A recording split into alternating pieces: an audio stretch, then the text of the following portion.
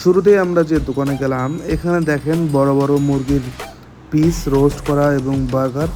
So চেহারা দেখতে যতটা ভালো লাগে, এগুলো কিন্তু খুবই মানে মানে আনহেলদি হয়ে থাকে। তো এখানে একটা জিনিস দেখে আমার খুব ভালো লাগলো, ছোলা বুট একটু অন্যরকমভাবে রান্না করা, পানের দোকান, তারপরে এখানে তালের দোকান।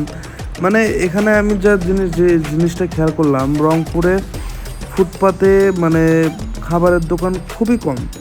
একটু পরে দেখেন এই যে মানে আনকমন একটা ডিশ, এখানে কমন কিছু মানে মেনু আইটেম যেগুলো সচরাচর সব জায়গাতেই দেখা যায়, কিন্তু এদের যে সার্ভিং মানে স্টাইল সেটা কিন্তু খুব সুন্দর ছিল। আমি এই সার্ভিং স্টাইলে মানে আমার পছন্দ হয়েছে। দেন এখানে কিছু হালিমের দোকান প্লাস আবার নুডলসের দোকান। এই দোকান কয়েকটা ছাড়া আমার কিন্তু চোখে আর কোনো দোকানই সেভাবে পড়ে নাই। থাকলেও আমাদের সাত মাথায় যে পরিমাণের দোকান আছে